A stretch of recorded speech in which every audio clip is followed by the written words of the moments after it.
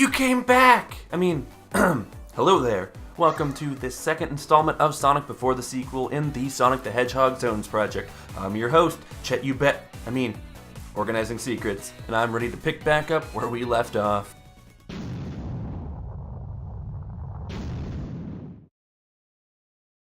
Tails' tram crashes, so looks like he'll be needing to find another way to travel.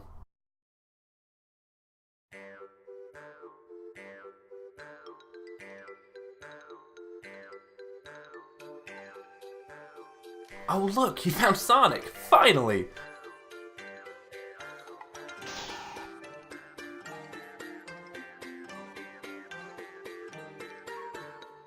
Too bad the blue blur isn't looking for a fan right now, so he bounces. Also, looks like Tails has a bunch on his own plate to deal with anyway. Then, we get a little scene telling us that we don't have to worry about bubbles to breathe in this next zone. I know we haven't covered shield powers yet, but just know that Sonic will get a cool double jump ability and immunity to water for this zone only.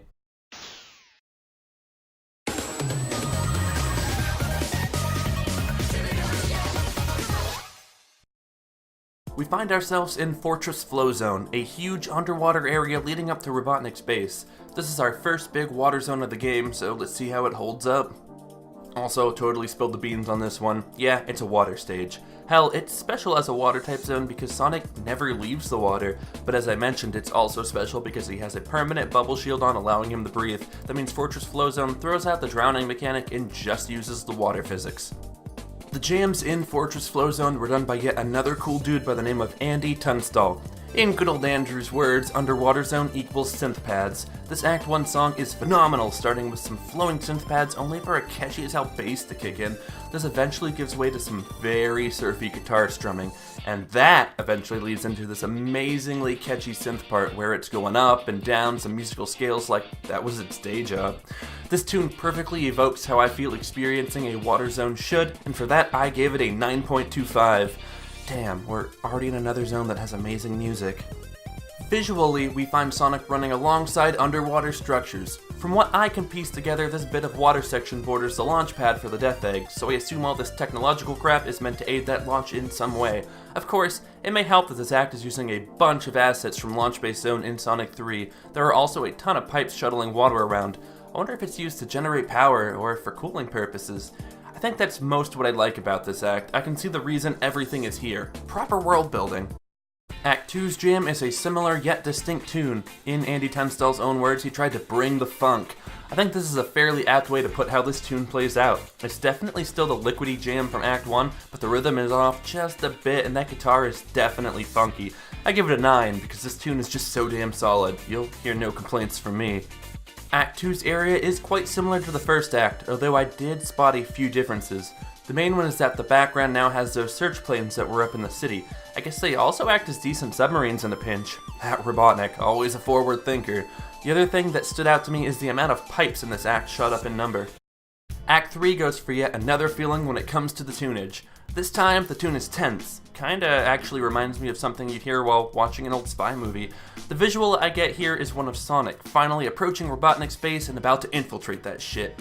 Later in the song, there's this interesting part that has very vague female vocals. It's super cool and super 90s. And of course, that really catchy synth lead is here to make me give this song a music rating of 9. That's 3 zones in a row that have gotten fantastic music ratings, although I definitely won't complain about an overabundance of good things for my ears. Act 3's area makes a small but noticeable change in that there is tons of sand in the playable area. Sure, in the end it just amounts to visual flavor and very slight geographical changes, but I noticed it, so it worked. Also, this is more of a gimmick thing, but there are pipes everywhere in this act. I'm pretty much all about the underwater base approach that Fortress Flow Zone goes for. It really does feel like Sonic is progressing through this underwater locale and racing towards his ultimate goal at the Death Egg launch pad. I gave it a 9 for being a cool water zone. A lot of them go for the underwater ruins look like Labyrinth Zone, so it's cool to see the technological side of things. Fortress Flow is a little bit of a mixed bag when it comes to gimmicks, so let's just dive right in and see what we're dealing with. First of all, like I mentioned before, the zone has a permanent bubble shield on Sonic. Shield types aren't something we'll see a lot of till a bit further in the Sega proper games, but do note that they usually go away after one hit, unlike the one here. Also, Sonic gets a neat double jump due to having the shield, and the water physics are a constant thing. This is probably one of the better ways to experience water gimmicks, since it takes the stress out of things by eliminating drowning. A rather prevalent gimmick are these propellers that push Sonic down large corridors. Of course, there are tons of spike traps that need to be avoided. In the later acts, these weird mechanical paddles will also form to block off how much room Sonic has to maneuver. There are also other variants of the propellers that launch Sonic skywards? Surfacewards? Not sure of the proper term here. There's also falling sections where propellers push Sonic around a pipe as he descends. Getting a lot of propeller action in this zone. Additionally, there are these cool water slides that are pretty much borrowed wholesale from Sonic 3. They look fantastic though, so no complaints here. Alright. Time for the major gimmick in Fortress Flow Zone. You'll see hints of pipes in Act 2, and in Act 3 they come right up to the forefront of the gimmicks Sonic will have to tackle. The deal is that white pipes can be jumped through and then become walkable. Clear pipes don't actually exist as an obstacle and are more like background dressing. Black pipes are impassable from either side. There's a few sections of rather intense platforming that needs to be done. You know what? I'll save my mini rant for the fun rating. That makes more sense there. The final gimmick in Sonic's path is this door that won't open unless he stands on this pad and charges it. The issue is, things get a little dodgy. All in all, I really enjoyed what Fortress Flow Zone had to offer. I played with how water-type zones usually operate, and for that, I give it a gimmick rating of 8.25. Oh, don't worry, we'll talk about those pipes again in the fun section. They technically aren't a bad gimmick, and I didn't want to penalize this rating for that. We've got 3 aquatic-based automatons to throw down with, so let's just get to the nitty-gritty. First up is this Jaws variant that shoots lasers. I sped by them as they take too long to use their lasers. The only time they actually mattered was at the door charging gimmick. I just call these bots Laser Jaws. I'm being lazy this time.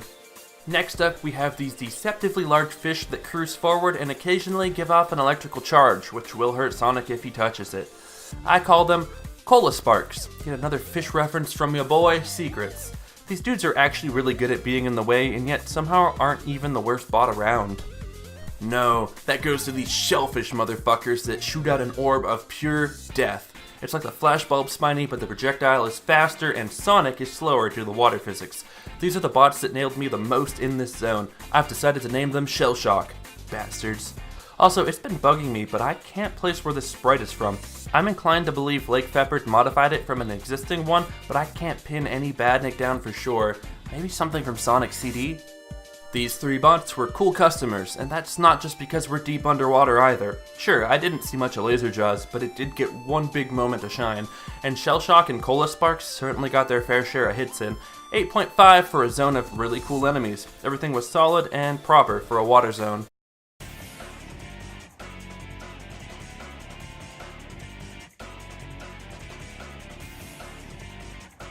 Sonic launches himself out of the water for this boss fight, but it looks like Robotnik's keen to stay on his bad side.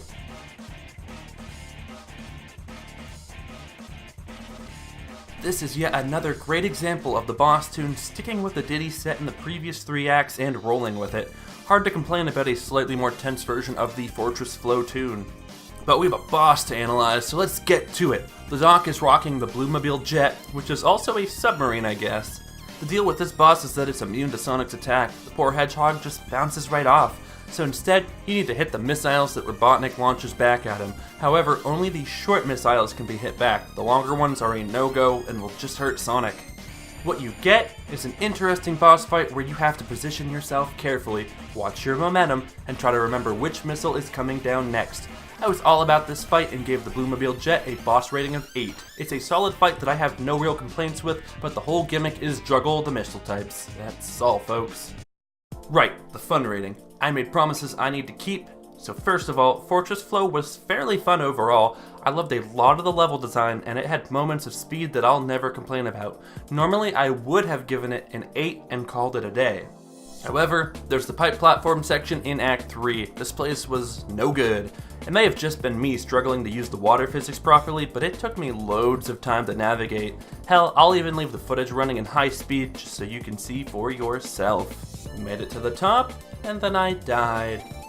Finally made it the whole way back up to the top again, and then got wrecked as soon as I tried to leave the section. So in total, I had to tackle this section 3 times. No good. In the end, I clearly wasn't having fun and found myself frustrated. That led to Fortress Flow getting a fun rating of 6. Yeah, that's right. I took off 2 whole points for the pipe section getting on my nerves. Time to see what Fortress Flow Zone managed to snag for a final rating. Even with that middling fun rating, I still expect good things. I mean, it scored well pretty much everywhere else. Well, at the end of the day, Fortress Flow Zone managed a pretty decent 8.5, and by that I mean it still managed an impressive score despite me souring a bit on the fun rating. I agree with everything here though. I had a blast and was impressed for the most part. Onwards and upwards. Well, back to Tails, who we saw get captured at the beginning of Fortress Flow Zone.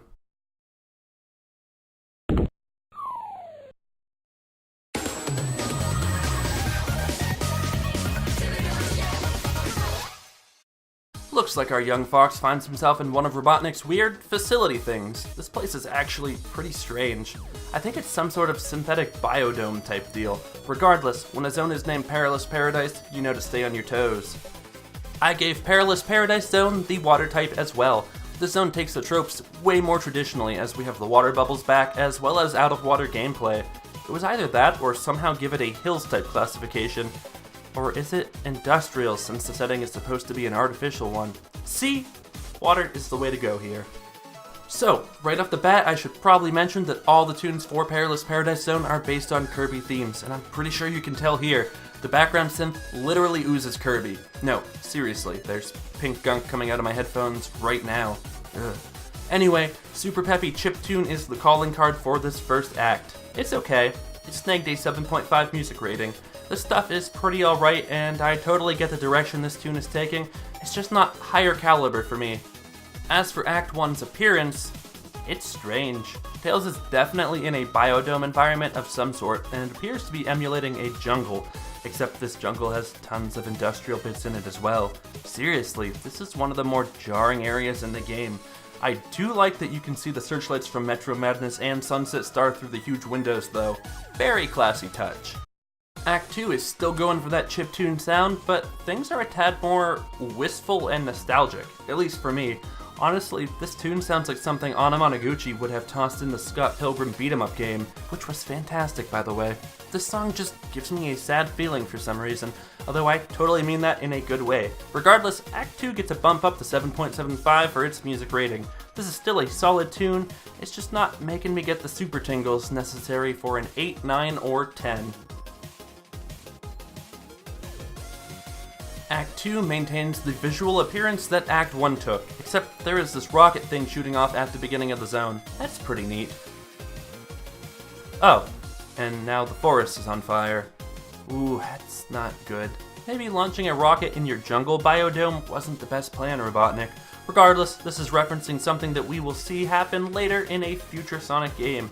Oh, I guess I can also bring up these cool screens that have Sonic and Robotnik's faces on them. They were in Act 1 as well, but I think they stand out a bit more in Act 2. Act 3's tune kicks in and, yay, upbeat again.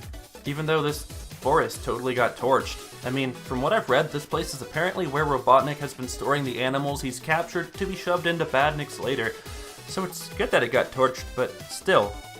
This beat is bumping to an upbeat 7.5. Once again, this saucy chiptune beat is pretty alright, but I think I've had more than my fill just from Act 1 alone. At least Act 2 gave me a nostalgia boner. Act 3 of this not-so-safe paradise also offers up some visual changes. First of all, everything isn't on fire anymore, so I guess that's different. Also, the foliage is now a dark purple shade, which I believe means it got a little toasty. Maybe? I don't know, maybe it's just purple plants.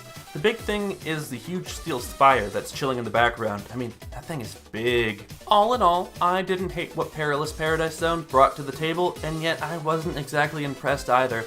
Maybe I just don't drive with zones set in the jungle. Perhaps I wasn't crazy big on the fire thing that we'll be seeing in a future game, getting used here. All I do know is that this Perilous Paradise snagged a 6.75 area rating. That was mostly due to the odd fusion of jungle and industrial visuals. The first thing that comes to mind with Perilous Paradise Zone is the verticality. I think out of all the zones thus far, this is the one where I've really felt like Tails' ability to fly played a huge role. There's just a ton of ground to cover. Also, as a water zone, you've got water physics as well as drowning, since Tails wasn't lucky enough to get a permanent bubble shield.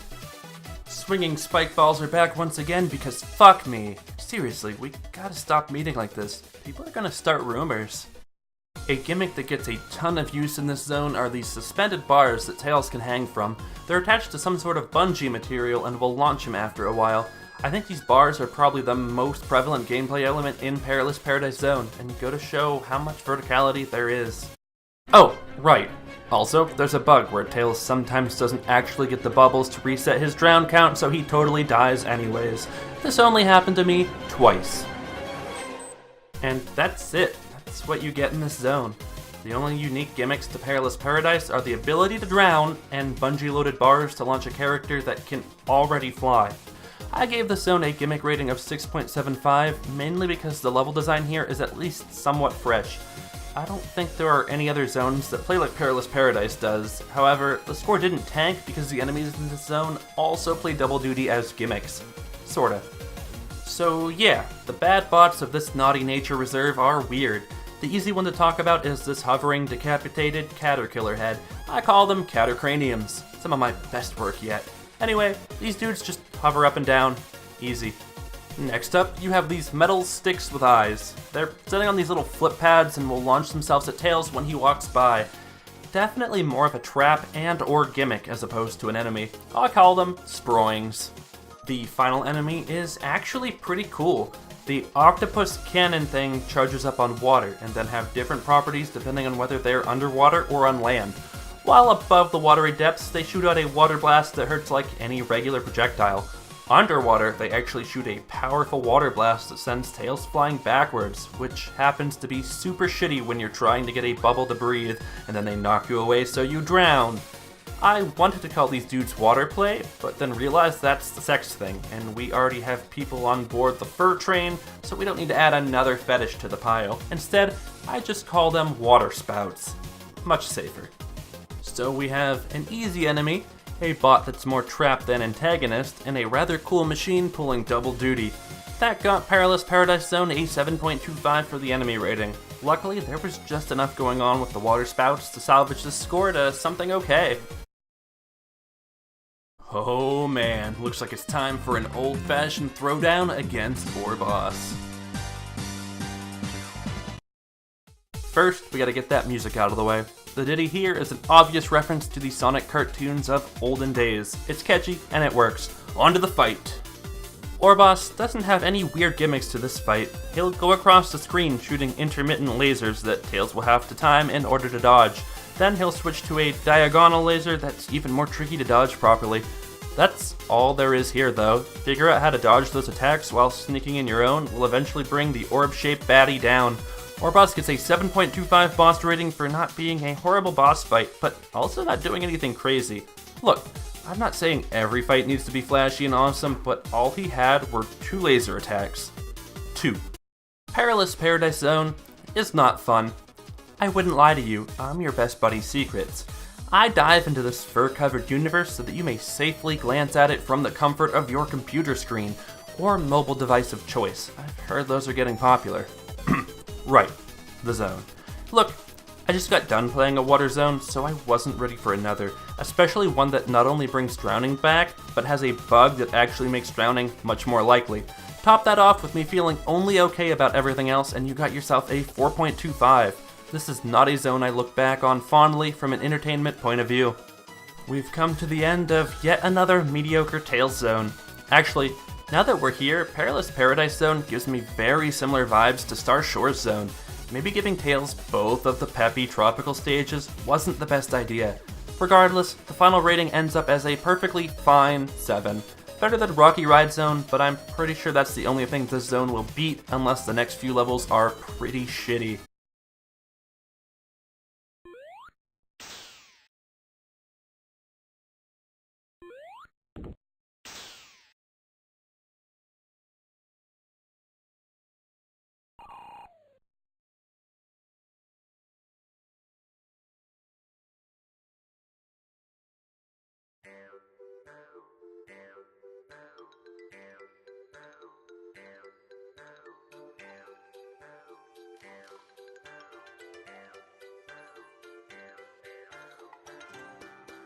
Tails and Sonic finally both make it to the base of Robotnik's rocket. Look like the duo plan to climb it and stop the Doctor from committing more malpractice.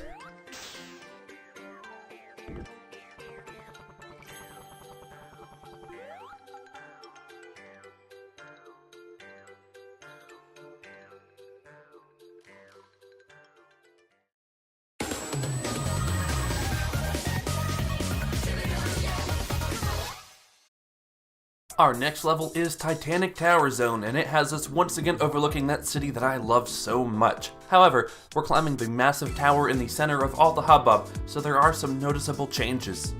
The first one being that we're now in an industrial zone. Sure, you can see that nice urban sprawl below, but we're climbing Robotnik's structure now. This is his domain, and it's rockin' traps and baddies. Oh, this is a funk fiction zone again. Be still my fluttering heart. I have nothing bad to say about this tune. It's a bit more disco than it is funk, but I love the feeling of climbing the tower to this jam. Every riff is catchier than the last, and that helped this song grab a 9 for its music rating. Now let's boogie. Or rather, that's what we would be doing if we weren't trying to climb this tower and stop the Death Egg.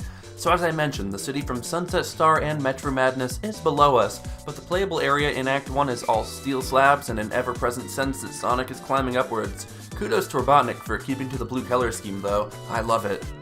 And then there are these sections where Sonic enters the tower proper, and the whole industrial look really comes together. Tons of massive machinery doing God knows what, pistons and gauges and, well, you get the picture. It's pretty neat to slip in and out of the area like this over the course of Act 1. Act 2 of Titanic Tower is the most 80s thing I have ever heard. This is the cheesiest of synths from a bygone age, and it's fun as hell. Seriously, this is training montage music. This is sunglasses at night through a Neon City jam. This is pretty damn good. Good enough for an 8.5. Yeah, sure, I scored it a tad lower than Act 1, but that's because the song slows things down a bit. It's a great song, but maybe not one for a Sonic level. I still love it to bits, though. Act 2 pretty much exclusively takes place inside the tower, so it's nothing we haven't seen before, but we can really focus on the cool background now that we aren't switching back and forth constantly. Act 3 of the very large tower that we're climbing kicks in with the tunes, and it's going hard. This is pretty much the reason Act 2 got an 8.5. This tune takes the theme we've been hearing and goes crazy drum and bass with just a bit of dubstep in there for crunch support. This is the tune that makes me want to go Sonic fast, and that gets it a 9 as well. Looks like funky disco tracks and fast tunes are on pretty equal grounds for me, at least as far as Titanic Tower is concerned. Act 3 of Titanic Tower does the opposite of Act 2. It mainly has us chilling back outside for the majority of the stage. I actually really like the overall design for this zone. Act 1 gives the player a taste of both locales. Act 2 is mainly indoors, and Act 3 gets to showcase that outer glory. Design like this is easy to give a 9.25 to, like doing the good things. Oof, this zone is gimmick heavy. I'd say it easily has way more gimmicks than any other zone in the game.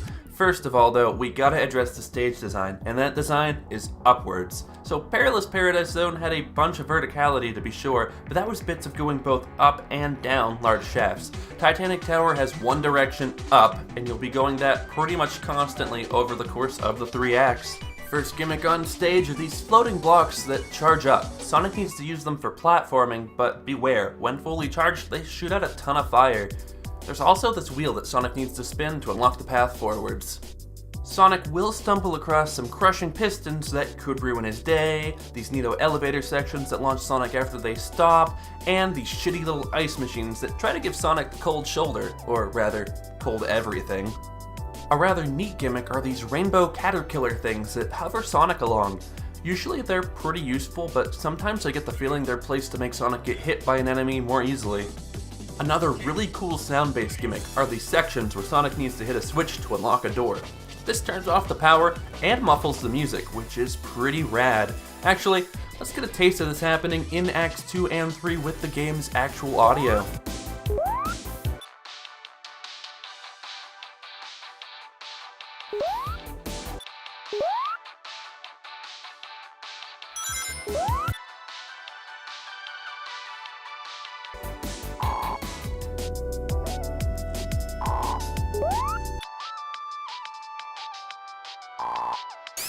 Of course, there is one really shitty section that happens when the lights are off in Act 2. Those damn springs were really fighting my desire to progress with the stage.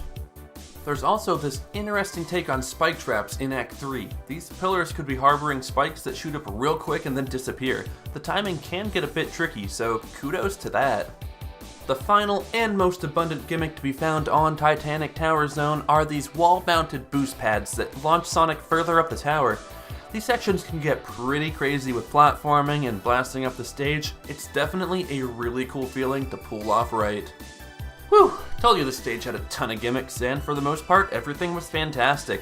I have pretty much zero complaints and was delighted to give Titanic Tower Zone a gimmick rating of 9.5, one of our highest and definitely well earned. Titanic Tower is also rocking 3 neat enemies, which is starting to be the standard number I see. First, we have these bats that only appear in Act 3. They hang from the ceiling and then dive bomb as, well, bombs to explode. I call them bat bombs. Next up, you have these rolling gears that slowly move forwards and occasionally extend spikes that will hurt Sonic. These bad dudes are also named Gears and aren't terribly difficult to manage. Our final foe to contend with are these sneaky turrets that pop up to shoot spike balls at Sonic. Motherfuckers. I call them peekaboos because they will get the jump on you and they will hit you. 2 completely original enemies and a solidly modified one give the big tower a rather big enemy rating of 8.25.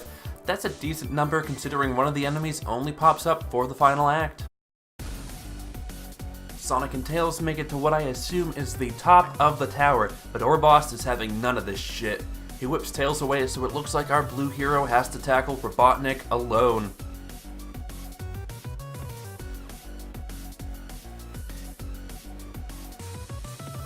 I love this boss theme. It's my favorite boss tune in before the sequel, mainly because it goes so goddamn hard. Sure, it doesn't really stick to the themes from the previous acts, but that's because Falk took over from Funk Fiction to do this jam.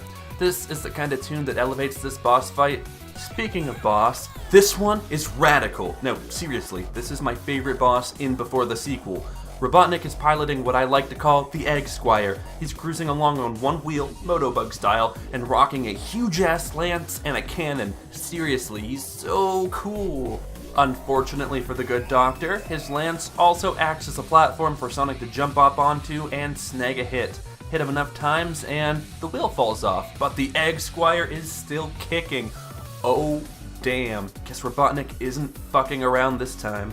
That cannon is super cool, by the way. It launches this neat blast that reminds me of a black hole, but I'm pretty positive that's just a cool visual thing. I mean, there's no way Robotnik is shooting black holes willy-nilly. He's not that reckless.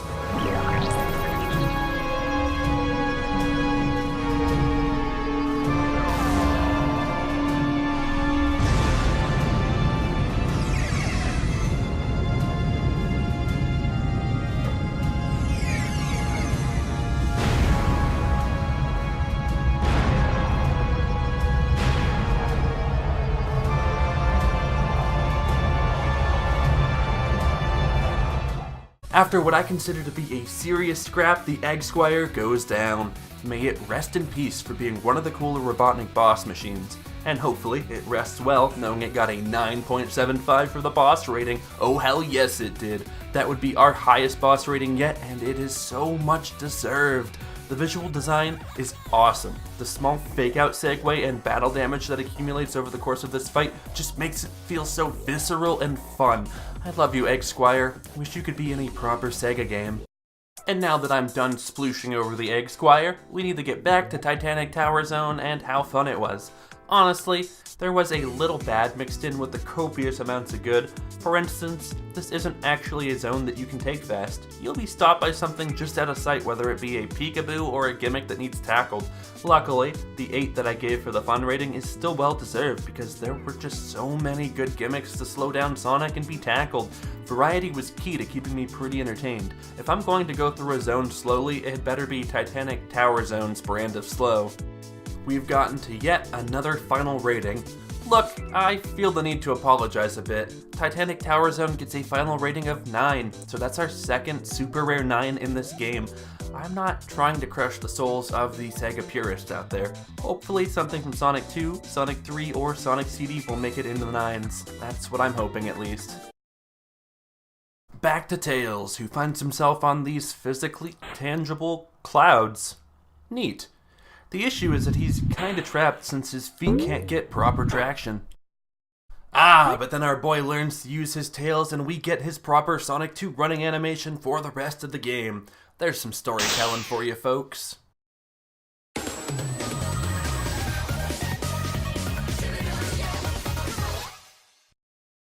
Cloudy Crowd Zone is an interesting level. I can't think of too many Sonic zones set on actual clouds, although I know of at least one other off the top of my head that flirts with the idea.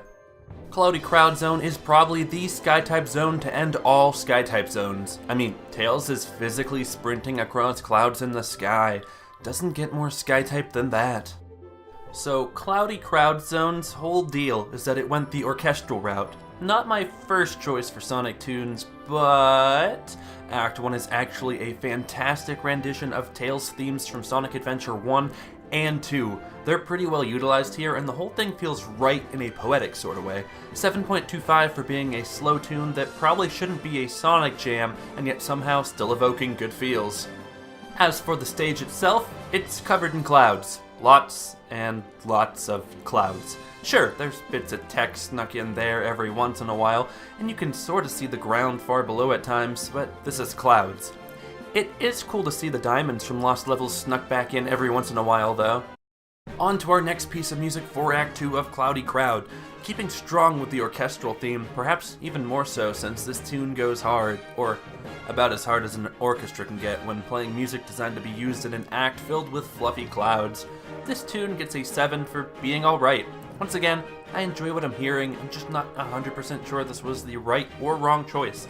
This casts a strange music haze on me. I don't know if I'm ready for that kind of voodoo. At least the visuals take a small change, and Tails now finds himself running through storm clouds. That's actually a pretty nice switch up, and probably the only big change that could be made when your stage is just clouds.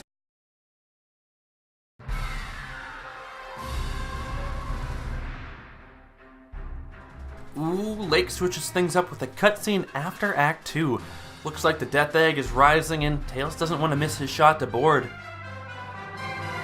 As for this Act 3 tune, it's called Breathtaking Vision by Kanjika, and is an orchestral take on Sky Sanctuary Zone from Sonic & Knuckles. It's one of the few songs in this game that wasn't specifically composed for before the sequel. That said, it's a fantastic take on a tune we'll explore more of later. Act 3 gets a music rating of 7.5 because I'll never be able to hate on Sky Sanctuary Zone no matter what genre it happens to be in at the time. The storm from Act 2 is nowhere to be seen here in Act 3, but that's probably for the better. If it was storming hard, we wouldn't be able to see the massive Death Egg in the background as it attempts to rise into the atmosphere. Jesus, this is a sweet visual element to spice up what little this zone had to work with. Also, there are bits of Sky Highway, much like in Hilltop Heights Zone way back at the beginning. For doing what it could with its limited visual appearance, Cloudy Crowd gets an area rating of 8. Not bad at all, you fluffy little zone. Cloudy Crowd has its own batch of gimmicks for Tails to utilize. First of all though, these acts are covered in clouds that obfuscate a ton of traps and enemies. The player basically has to take the entire zone slowly or else get nailed constantly. This led to Cloudy Crowd having some of the longest acts in the game for me. A commonly occurring gimmick are these neat little propeller-based airships. Tails hits a switch and off they go. Usually it's a fairly easy ride with maybe an enemy or two along for the ride. Next up, these sproing pads will give Tails a mega jump height and are useful enough when they appear. Similarly, these bounce clouds are often useful but do disappear after a while. The final two gimmicks are these giant fan machines that will blow clouds away at the press of a button, and these pressure-based blocks that will emit a jet of fire should Tails linger too long. At this point, I consider these gimmicks to be pretty alright. Nothing blew me away, but at the same time, there was plenty enough for Tails to play with. Cloudy Crowd gets 8 for its gimmick rating. Once again, we've got 3 bots to hinder Tails. First up are these lazy flying bats based off Batbot from Sonic 3. This variant has spikes, so I call them spiked Batbots. There's also these lizards that extend from clouds to shoot lasers at our young protagonist. They look really familiar to me, but I once again couldn't find a sprite to match their visage. I'm feeling lazy again and just want to name these things Cloud Skinks. I like that word, skinks. It's amusing. Finally, Valkyries from Sonic 2 appear, although gray instead of red. They fly in a straight line and look pretty unchanged from their Sonic 2 counterparts that we'll be covering soon. These baddies did their jobs, but I didn't feel strongly about them one way or the other. I gave them an enemy rating of 7.75, and I think you can tell by how little I actually had to say on them that I think they're adequate. They suit the stage and do their job. That's enough for an okay score. This boss fight has Orboss ripping the clouds out from under Tails' feet.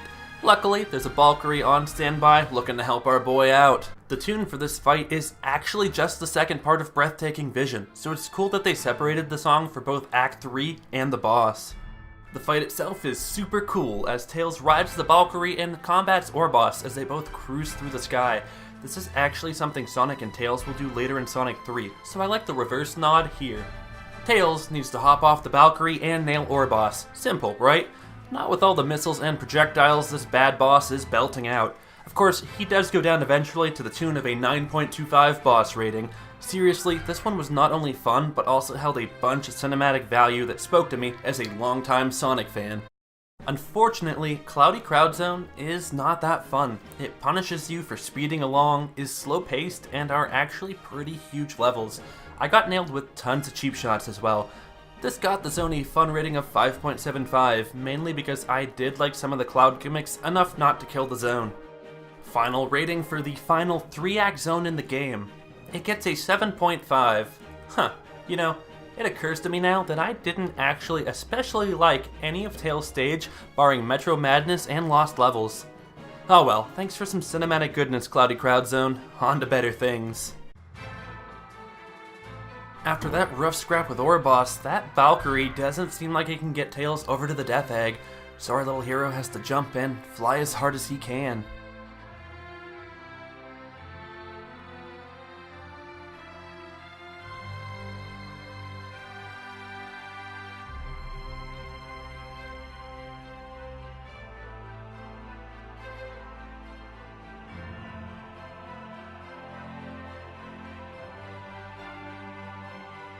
Just as it looks like he may not make it, good old Sonic is there to take his hand. The partnership is finally formed. Won't lie to you amigos, I teared up a little back when I saw this for the first time. A simple cutscene hit me like a punch to the guts of my feelings. My feel guts.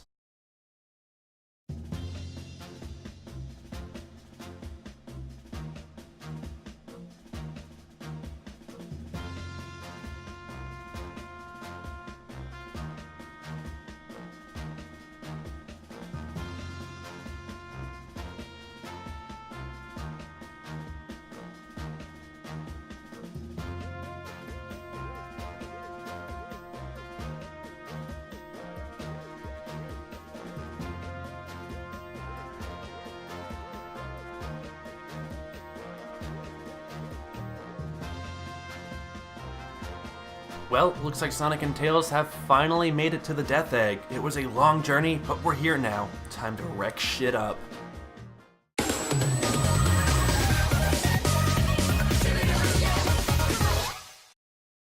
Arcane Altitude Zone is our next level, and it is good. Sorry, spoilers, I guess. Whatever, you'll see in a second. Anyway, the caveat with Arcane Altitude is that it's 2 acts long. You play as Sonic in Act 1 and Tails in Act 2. The Death Egg hasn't quite made it into space yet, so Arcane Altitude happens to be a Sky-type zone, although it's kind of more constructed like final zones in future levels, as opposed to a traditional Sky zone. Arcane Altitude Act 1 has Falk bringing the trance, and he's bringing it hard. This is a catchy-ass tune that takes bits of a later stage from Sonic and Knuckles and utilizes it well. I'm all about this jam, and it's one of my favorites from before the sequel. 9.5 for this tasty tune. Just jam to it for yourself. I won't judge you for nodding your head. As for the area of Act 1, well, we're chilling on the area right outside of the Death Egg. I imagine this is the section that connects the Death Egg to the rocket, and there's tons of propellers and sky and industrial bullshit out the ass. And then there are sections where you go into the machinery proper, and it's just massive in scope. The whole stage screams final level. We get to Tails in the second act, and oh damn, did he steal the better tune? Seriously, Act 2 of Arcane Heights is stupid good. It takes a bit of that trance that we heard in Act 1, but then also utilizes what I affectionately call Japanese butt rock. Let's speed the tune up just a bit.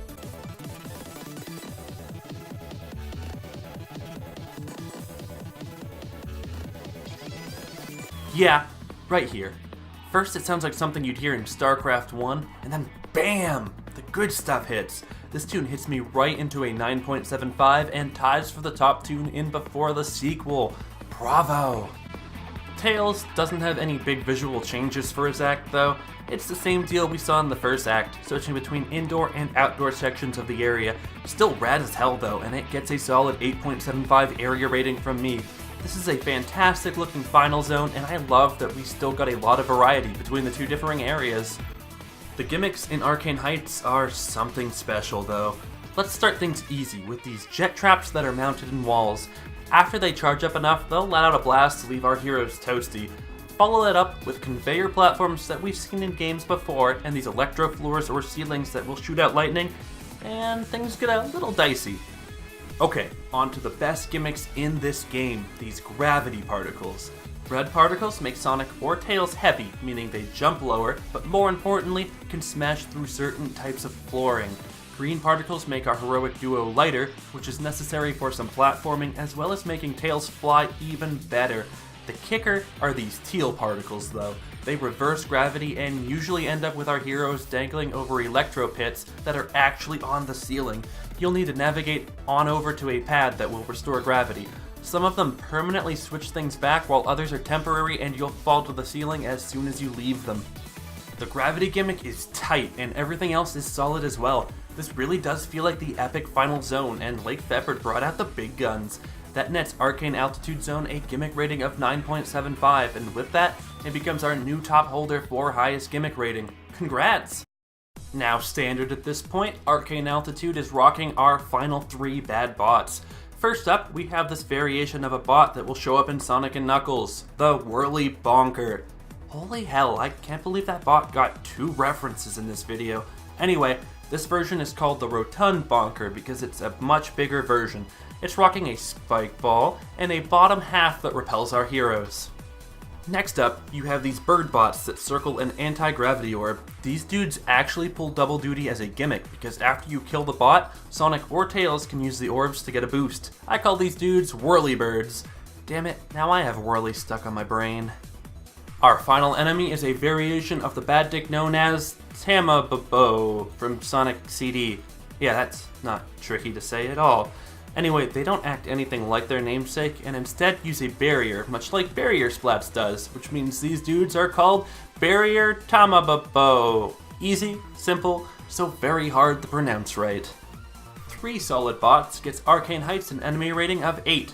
They're neat bots, even if they aren't crazy spectacular, and Whirlybird also being a gimmick is certainly welcomed.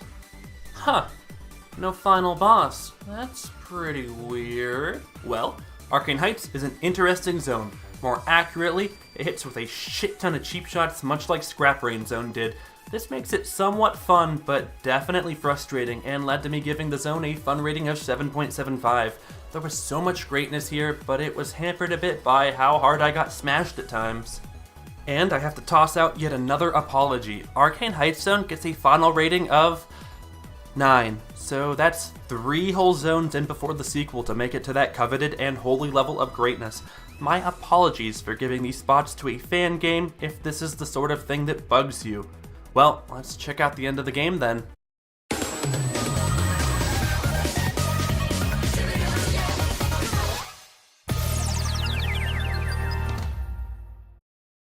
Oh, looks like Arcane Altitude Zone wasn't actually the final zone in the game. Fool you! Death Egg Zone and its super creepy tune take that honor. Death Egg Zone is also a Sky-type zone since it's pulling a final zone and just using the same area as the zone before it. My dudes, Death Egg isn't pulling the punches with its tune. This is a spooky tune based off a song we'll also get to hear in Sonic 2. There are these creepy strings playing constantly in the background and Robotnik laughing like a madman. But Then it strangely gives way to a pretty heavy 90s alternative rock jam that I really, really like. Death Egg snags a music rating of 9 for heavy atmosphere, a bit of nightmare fuel, and 90s rock. The area is just a slightly busier version of Arcane Altitude, and so it gets a 7 area rating for being adequate. Let's be honest, this is more like an Act 3 for Arcane Altitude, but I'm not the one who named it as a whole new zone. That's on Lake. The gimmicks are also the same that we've seen from Arcane Altitude, just a tad bit more devilish, and so I've taken the gimmick rating down to an 8. It's nuts that these reused scores are still fairly high. Goes to show you the quality of the work. The 3 same bots from Arcane Altitude are also here and also doing exactly like they have been. 7 for the enemy rating, and I once again want to reiterate that this feels like Act 3 of Arcane Altitude and not a new zone. Our duo meet back up at the top of Arcane Altitude, or the Death Egg? Honestly, it's not clear. Regardless, Tails gets blown off immediately. So much for his help.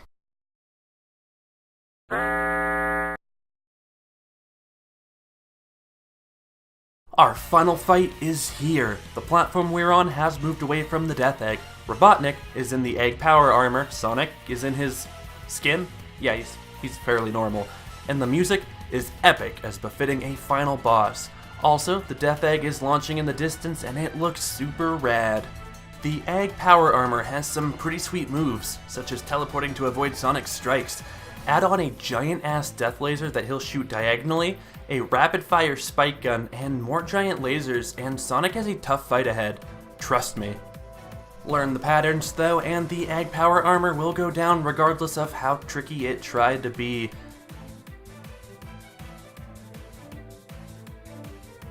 Take that, you final boss piece of shit. This fight happened to get a respectable 8.75. Definitely one of our stronger last bosses. I have no complaints.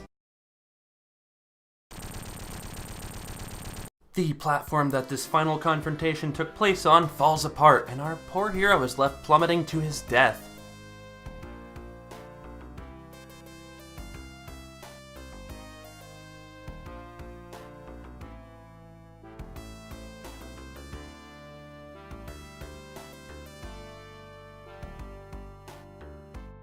Oh wait, a 7th Chaos Emerald appeared. Oh right, that's because starting in Sonic 2, there were suddenly 7 emeralds that needed to be collected instead of 6. Cool that this game addresses that. Wait, doesn't something special happen when Sonic gets the 7 emeralds? Oh right, he turns into Super Sonic. That's right, your boy managed to get the good ending of Sonic before the sequel, which means we have one more fight in our hands as Super Sonic. Lucky you. This fight is way more of a final lap curb stomp as Robotnik can't hurt Super Sonic with his egg power armor. The only real danger is Sonic running out of rings and losing the transformation. But as you can see for yourself, this final battlefield is covered in rings. The tune you get is a nice closing song of epic proportions. It's not dire or anything, and is actually way more upbeat. To Robotnik's credit, he tries to blast Super Sonic with a ton of different projectiles. Big ass laser blasts, electrical shields, teleporting like a madman, but of course, it's not enough. This wasn't Super Sonic's fight to lose. This actually the real final boss, I swear I'm not lying this time, got an 8. It's the egg power armor again, with a few different moves, and we get to be Super Sonic. Cool, but not mind-blowing. And so we transition to Death Egg Zone's fun rating, which also happens to be an 8. Zone was cool, punished me a little more than I'd like in a zone, the short, but whatever. The boss fights were super fun, and that's what actually matters. League's better than Final Zone. Fucking Final Zone. And now, for the final rating of our Final Zone. Death Egg Zone, you get a final rating of 8. Woo! A proper good Final Zone for a game. Suck it, Final Zone. Suck it hard. With the dock finally beat, Super Sonic transforms back into Sonic and the emeralds scatter. Ooh, but we're still pretty high up. That can't be good.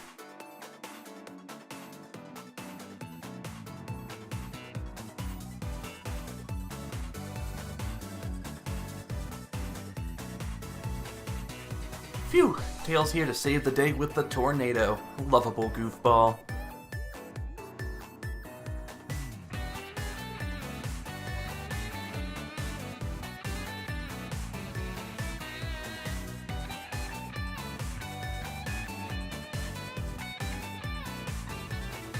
The duo is set down in Emerald Hill Zone, and it is there that Sonic 2 starts. I mean, we didn't stop the Death Egg yet. Yes, we did it! Another Sonic game taken down. This one a super long fan game of the highest quality. Like Fatbird crafted a fun as hell experience for us to experience, but I bet you guys are pumped to tackle Sonic 2 now. I don't blame you. Oh, let's review the final ratings for Sonic before the sequel though. Don't want to get ahead of ourselves. Our agreed upon loser of Sonic before the sequel is quite firmly Rocky Ride Zone with a final rating of 6.5, which actually isn't a horrible score. Huh. Goes to show you how highly I think of before the sequel when its worst zone still manages a low but positive rating. Bringing us into the true good zones happens to be Perilous Paradise Zone with a natural 7. For a zone that had a drowning bug, this score is pretty alright. Coming up next is Cloudy Crowd Zone with a 7.5. This zone had its heart in the right place, but kinda came up short when it came to gameplay.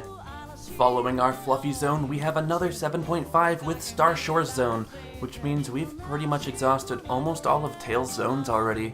Poor guy. Moving on into the great zones, we have Death Egg Zone at an 8. Decent. Seriously though, what the fuck, Final Zone? Why couldn't you have been better like Death Egg Zone? It even reused assets from the previous zone and still managed a high score.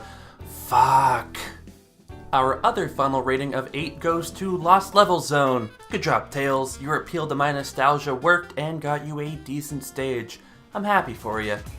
At a final rating of 8.5, we have Fortress Flow Zone, an interesting water zone that took drowning away and was perhaps better off for it. And also at 8.5, we have Hilltop Heights Zone, the stage that got this whole ball rolling. Hilltop Heights was an excellent experience and a fantastic first zone. At 8.75, Metro Madness Zone ends up being Tails' highest rated zone, and it truly was a good one. There's no taking that from the twin-tailed fox. And now we get into those fantastic zones, the ones I continue to dream about playing pretty much every day. With a final rating of 9, Arcane Altitude Zone gets to show that even though it wasn't the true final zone of the game, well, maybe it should have been. Following that 9 with another 9 is Titanic Tower Zone, which was sort of the dark horse in this whole race. Seriously, I love this zone, but was surprised it snagged a 9, though I'll abide with the way my ratings work out and be happy for it all the same. The final 9 and last zone of this game is Sunset Star Zone. Easily my favorite zone in the game and an utter treat to play. With a total of 4 acts, some of the best jazz I've heard in a long time, and just looks for days, it's no wonder I'd pick this baby. And with that, the zones have been recapped and we truly are done with another game. Another long game. Holy shit, I can't believe we had to split the video in 2 just so it wasn't stupid long to watch. Gotta keep things easily digestible for you busy people. Blake Feppard, thank you for making this game. I had a blast playing through this experience that you crafted, and you bet your ass will be checking out more of your work on this channel. Falk, Funk Fiction, and everyone else involved in these tunes, thank you for giving me jams that I will honestly be listening to until the day I die. Everyone else, you silly viewers out there, thank you once again for watching. It's completely bonkers to me that you're willing to watch me gush about my dumb love of Sonic games to the point where I'm covering Sonic fan games. But thank you. I truly hope you enjoyed yourself. Also, please download this game. It's free. Play it for yourself and see the stuff I didn't show. It is at this point that I want to ask everyone a question. Which series should I give the Zones Project treatment to? These Sonic games are only going to last me for so long, even if I pad things out with fan games. I'm too voracious and I'm having too much fun, so I want to know what other series you guys want me to look into. I've been flirting with Legend of Zelda, Mega Man, Final Fantasy, and perhaps Pokemon as future series that would be easy to do in a Zones Project format. The issue is that Zelda, Final Fantasy, and Pokemon games are usually long, and that slow things down. Mega Man would be an easy thing to jump into though. Let me know if there's any series that you think I could easily adapt and put through the ratings. And once again, tell me if you're enjoying these videos. Seriously, I gotta know. I'm freaking out over here, man. Am I just a weirdo shoving my love of Sonic down your throat? Or am I actually doing a good job? Also, tell a friend. Don't tell a friend. I don't care. I'll gladly be your little secrets. Get it? if you don't want your buds to know you like Sonic the Hedgehog. Regardless, stay safe everyone. This is Organizing Secrets and the Sonic the Hedgehog Zones project.